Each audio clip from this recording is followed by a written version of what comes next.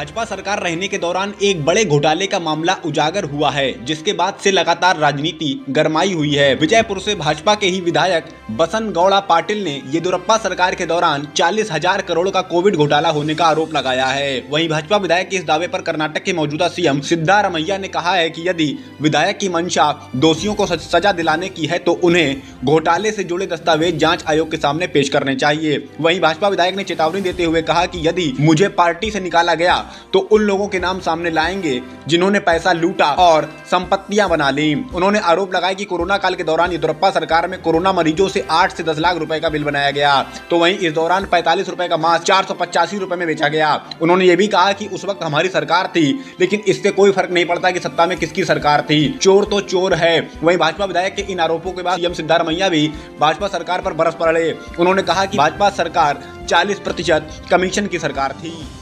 केंद्रीय औद्योगिक सुरक्षा बल यानी CISF का जिम्मा पहली बार किसी महिला को सौंपा गया है। राजस्थान कैडर की 1989 बैच की IPS officer Neena Singh CISF की डायरेक्टर जनरल यानी DG बनी हैं। जाहिर है कि देश के एयरपोर्ट, दिल्ली मेट्रो और अन्य सरकारी भवनों का जिम्मा CISF संभालती है।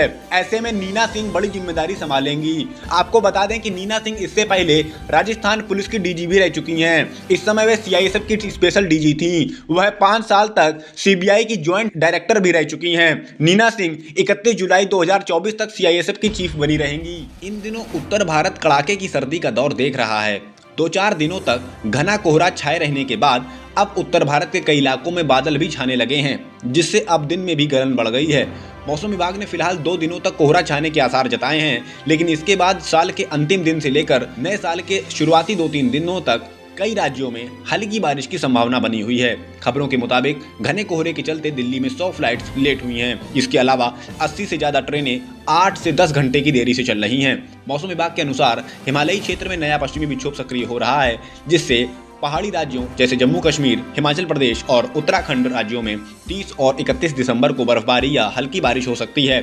वहीं 31 दिसंबर से लेकर 2 जनवरी तक उत्तर प्रदेश, मध्य प्रदेश, छत्तीसगढ़ के अलावा दक्षिणी राज्यों जैसे तमिलनाडु और केरल में भी हल्की बारिश के आसार बने हुए हैं। वहीं दूसरी ओर घने कोहरे के चलते बढ़ते सड़क हादसों को देखते हुए मौसम विभाग ने सड़क पर वाहन चलाते समय फॉग लाइट जलाते रहने की सलाह दी है। खबर सामने आई है कि 2019 के बाद केंद्र सरकार की सख्ती के चलते अंडरग्राउंड हो चुके मणिपुर के उग्रवादी संगठन एक बार फिर सक्रिय होने लगे हैं। दरअसल 4 दिसंबर को मणिपुर के टेंगना उपोल जिले के लीथू गांव के पास जंगल में 13 लोगों के शव मिले थे। जांच में पता चला कि ये सभी मैतेई उग्रवादी समूह की पॉलिटिकल विंग के थे और हथियारों की ट्रेनिंग के लेने के लिए म्यांमार जा रहे थे। जिसके बाद पड़ताल के बाद पता चला कि हिंसा की आड़ में करीब 30 उग्रवादी समूह फिर से एक्टिव हो गए हैं। सीएम बीरेंद्र सिंह लगातार लोगों से हथियार सरेंडर करने की चेतावनी दे रहे हैं, लेकिन उनकी चेतावनी बेअसर साबित हो रही है, जिसके बाद आशंका है कि एक बार फिर राज्य में निष्क्रिय हो चुके उग्रवादी संगठन सिर उठा सकते हैं। आगामी लोकसभा चुनाव को देखते हुए जनता दल यूनाइटेड यानी जदयू के अध्यक्ष रहे ललन सिंह ने अपने पद से इस्तीफा दे दिया। वहीं इस्तीफे के बाद ललन सिंह ने सीएम नीतीश कुमार को अध्यक्ष बनाने का प्रस्ताव रखा, जिसे कार्यकारिणी की बैठक में मंजूर कर लिया गया।